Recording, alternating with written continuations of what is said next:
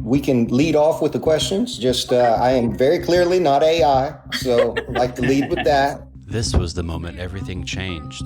The first time Sascha Barros appeared live, speaking in real time, answering questions unfiltered. But the most important part of this live stream wasn't just what they said, it was everything surrounding it. If you've been following the Sascha Barros story, you've likely heard the interviews, the Substack posts, and the growing attention around it. But what if the real story isn't just the allegations? What if it's how this entire situation has been unfolding in public, in real time? Hello, how are you? Hello, a little better. Before we break this down, if you want the full context behind this story developed, make sure you're subscribed. Because this didn't start where most people think it did, and it's still evolving.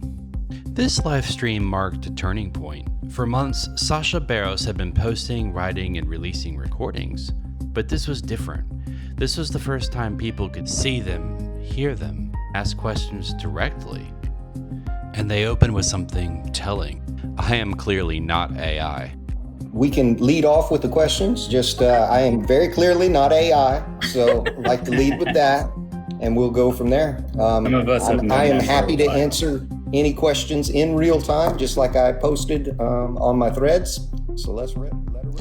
When asked what the past 3 months had been like, he described them as enlightening, but not in the way you might expect. They claimed around that time they had growing suspicions about the person they had been working with, Lisa Noelle Voldeng, and those suspicions had now been confirmed. I have had my suspicions on the motives of the person I was working with for quite a while now, so I would say for the last 3 months those suspicions were by and large confirmed. One of the central tensions discussed in the live stream was control. According to Sascha's account, they were repeatedly told to remain silent for the sake of ongoing investigations and to protect the other alleged survivors. But they raised a key question. If I don't even know who these people are, who am I protecting? This pending case with the UN, I was told repeatedly, daily almost, that radio silence was of the utmost importance to protect the other survivors. And to that I say, I don't know who the hell they are. So who am I even protecting, or who would I be outing? For months, they stayed quiet, posting occasionally, waiting for traction. And then something changed. Material was shared more widely, particularly on threads. The response was immediate. Support surged, and for the first time, the story began to move on its own. One detail that stood out, they said they had moved to Canada, based on representations that there were strong connections and pathways to move the story forward. But at this stage, they said those expectations did not materialize.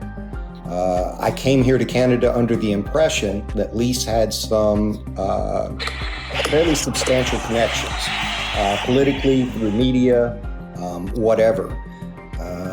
But we're here now, so that kind of speaks for itself. As the conversation continues, the turning point becomes clearer.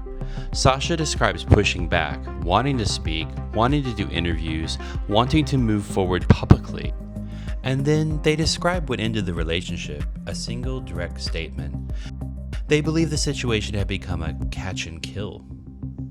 On March 10th, I sent her 3 text messages. None of the 3 were responded to. One of them said, by the way, I believe you're just the human version of a catch and kill story. Meaning not exposing a story, but containing it. Shortly after that, the collaboration ended. At the same time, another issue emerges. Sascha maintains that the original agreement was non-profit, non-monetized, focused on exposure, not revenue. But concerns began to surface when parts of the material appeared behind a paywall. To be clear, that is disputed.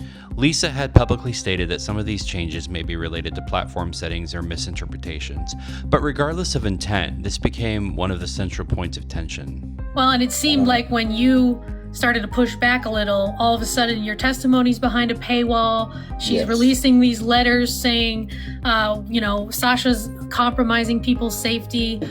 I even question whether or not this was some sort of nefarious intent to keep me suppressed for a period of time in an effort to control the entire narrative to try to present it as some sort of falsehood. As the story gained visibility, the pressure appeared to increase. They described contact from federal agencies, including the FBI and the Secret Service. After years of trying to get attention from authorities, they suddenly knew exactly where they were. FBI has called me, Secret Service has reached out to me. Y'all didn't want to talk to me when I wanted to talk to you, so I'm not interested right now. And this is where the real shift happens, because what we're watching now isn't just a story being told, it's a story being contested in real time. Across threads posts, Substack publications, live interviews, third-party commentary, each platform is adding a layer, each participant is adding a perspective, and increasingly, those perspectives don't fully align. Then comes the moment that grounds everything. When recalling the questions from the MS Now interviewer, they're asked something that stops them in their tracks. What if you've done all of this and nothing happens? And I really have been thinking about that since she said that.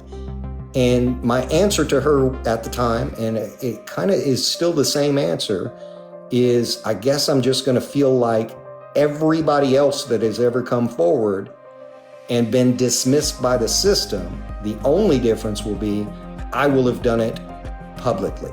And just like that, the story shifts again from narrative to consequence. At this point, the situation is still evolving. New posts continue to emerge, responses continue to follow, and the broader narrative is still forming. This live interview doesn't resolve the story, but it does something more important. It changes how the story is being told. Rather than drawing conclusions, the goal here is to map what's publicly available and how the situation is developing in real time. Because in stories like this, the most important shift isn't always what's said first, it's what changes next. If you want more breakdowns like this, you know what to do, because the next chapter is usually the one that matters most.